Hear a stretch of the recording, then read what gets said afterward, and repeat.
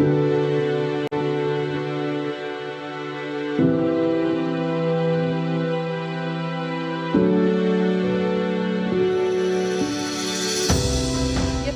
የአዲስ አበባን አዲስ መልክ እየተመለከትን የወንዞቿን ዳና ተከትለን እየተጓዝን ነው። አሁን ያለነው ቀጨኔ መቀጠያ የሚባለው አካባቢ ነው። የአዲስ አበባ የወንዝ ዳርቻ ልማት ስራ ሰፊ አካባቢን የሚያካልል የሚሸፍን እንደሆነ ይታወቃል። ያም ቢሆን ግን እንደየአካባቢው ሁኔታ የተለየ ገጽታን የተላበሱ ስራዎች በየአካባቢዎቹ ተሰርተዋል። አዳዲስ የልማት አሻራዎችም እየተቀመጡ ነው የሚገኙት። እዚህ ቀጨኔ መቀጠያ አካባቢ ያለው ሁኔታ ደግሞ ምን ይመስላል የሚለው ነው ዛሬ የምንመለከተው። ይሄንን መስመር ወንዞችን ይዘን እንጓዛለን። የዚህ አካባቢ ማህበረሰብ አብዛኞቹ በተለይ እናቶች የሚታወቁትና ህይወታቸውን ለዘመናት ሲገፉ የኖሩት የእንጦጦን ጫካ እንጨት በመልቀም እሱን በመሸጥ ነበረ።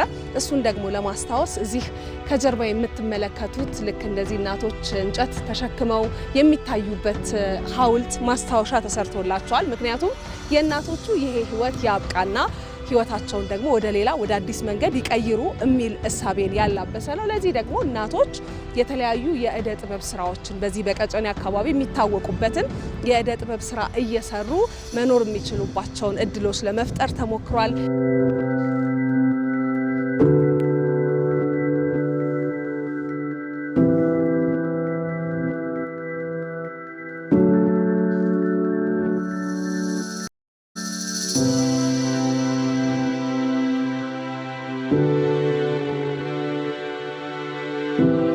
ማህበረሰብ በእርከን ስራቸው ይታወቃሉ።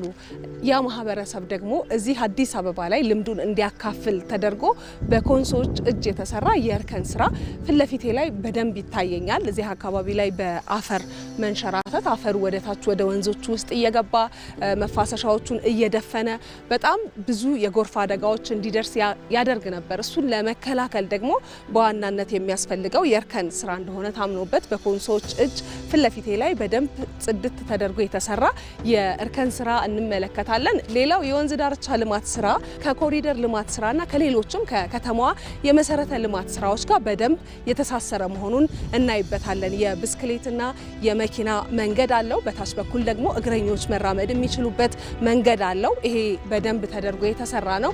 እናቶች የተለያዩ የስራ እድል እንዲፈጠርላቸው ለማስቻል የተጀመሩ ስራዎች አሉ። ለምሳሌ ለአገልግሎት የሚሰጡባቸው የእደ ጥበብ ስራዎቻቸውን የሚያቀርቡባቸው ሱቆች፣ ሌሎች አገልግሎት መስጫ ማዕከላትም ተገንብተው አሁን በመጠናቀቅ ላይ ነው የሚገኙት። የወንዝ ዳርቻ ልማት ስራ አንድ ነገር ላይ ብቻ ያተኮረ እንዳልሆነ የምናያቸው ነገሮች ሁሉ ነጋሪ ናቸው፣ ያሳዩናል። የኢትዮጵያውያን እሴት የሆኑ ሀገር በቀል የሆኑ ልምዶቻችንን አቅሞቻችንን ጭምር እያሳየ የሚቀጥል ስራ ነው።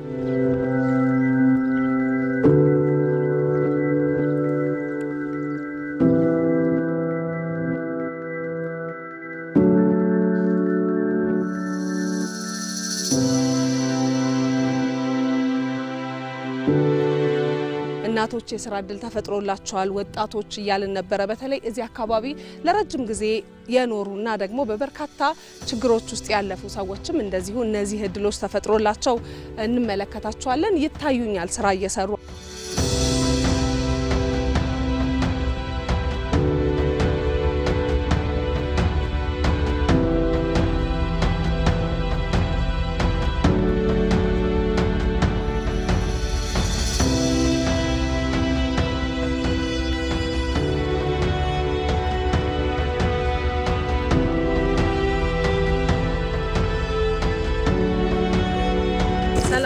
እግዚአብሔር ይመስገን ሰላም ነው አለን። እግዚአብሔር ይመስገን ደህና። ማህሌት ይባላለሁ። ከኢቲቪ ነው የመጣሁት። አልማዘው ጋር ይባላለሁ። እዚህ አካባቢ ነዋሪ ነው? አዎ፣ ጉላሌ ወረዳ 6 ነዋሪ ነኝ። መጀመሪያ ሲጀመር ነው የገባሁት፣ ዛሬ አይደለም። ቅጠል ተሸካሚ ነበርኩ፣ ጫካ ማለት ነው። ጫካ ቅጠል ተሸካሚ ነበርኩ። እግዚአብሔር ይሄን ስራ ሲያመጣ እዚህ ላይ ከሚሰሩ ሰዎች ጋር እንደምንም ብዬ ገባው። ቤት ኪራይ እንኳን ያቃተኝ አሁን እየከፈልኩ ነኝ፣ ይሄን እየሰራው ማለት ነው። ስለዚህ ይሄ ፕሮጀክት ሲመጣ ለአንድ ለኔ ብቻ ሳይሆን አጠቃላይ ነዋሪ የሆነ ሰው የተቸገረው እየሰራ እየበላ ነው ያለው። እንዴት ነሽ? እግዚአብሔር ይመስገን። እንዴት ናችሁ? እግዚአብሔር ይመስገን። አስቸግርሽ ትንሽ ስራ ላስፈታሽ ነው። እሺ፣ ችግር የለም። ይቅርታ የኮተኮትሽ ነበር። አዎ ነይ ወደዚህ ጋር። እሺ ስምሽ ማን ይባላል? መሰረት ወርቁ ይባላል። ሰላም ነው? ማህሌት ይባላለሁ። እሺ እንዴት ነሽ? ሰላም ነሽ? እግዚአብሔር ደህና ነሽ? እንዴት ነሽ? ምን ያህል ጊዜ ሆነሽ እዚህ መስራት ከጀመርሽ?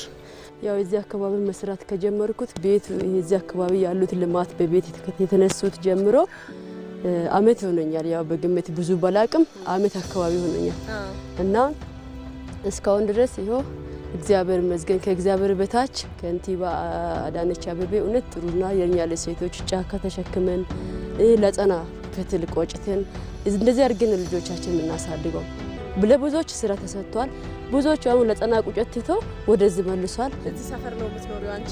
እዚህ ነበረ እዚህ የፋዘር ቤት ነበር። ያው እዚህ ወንዝ ዳር የነበሩት ቤቶች እዚህ ጋር ነበር። እዚች አካባቢ ፈርሶ ነው ያው እግዚአብሔር ስጣት ሰጣች። ቤትም ተሰጣች።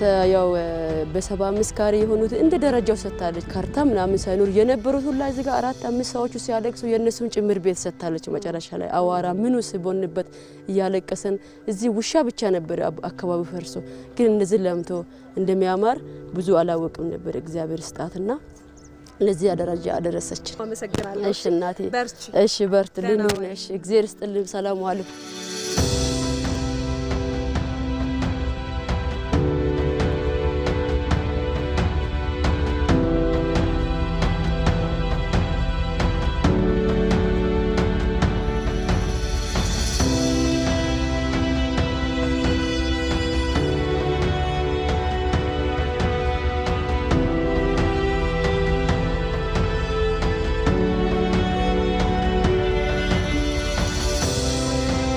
የአዲስ አበባ ወንዞች እንደዚህ ሰፊ ቦታ ተሰርቶላቸው ከዚህ ቀደም ይወርዱበት የነበረውን ፈር የለቀቀ አወራረድ ለመመጠን ቆጠብ ብለው እንዲወርዱ ለማስቻል በደንብ መሰረተ ልማቱ ተሰርቶለት በየአካባቢው እንመለከታለን። በዚህ በወንዝ ዳርቻ ልማት ስራና ወንዞቹን በነፃነት እንዲፈሱ ነገር ግን ወደ ከተማው ሲወርዱ ደግሞ ወንዞቹ ተጠብቆላቸው መጠናቸውን ጠብቆ ለመፍሰስ እንዲችሉ እንደዚህ አይነት ቼክ ዳም የሚባሉ የውሃ አወራረድን የሚመጥኑ ግድቦችም ተሰርተውለት ይገኛል ይሄ የወንዝ ዳርቻ ልማት። ስለዚህ አሁንም ወንዞቹ በዚህ በተስተካከለ መንገድ እየፈሰሱ እንደሆነ እንመለከታለን። ክረምት ሲሆን ደግሞ የተሻለ ይሆናል ብለን ነው የምንጠብቀው። እያየ ነው ወንዞቹን እየተመለከትን ጉዟችንን መዳረሻችንን እስከ መጨረሻው እናደርጋለን። አሁንም አብረን እንሂድ።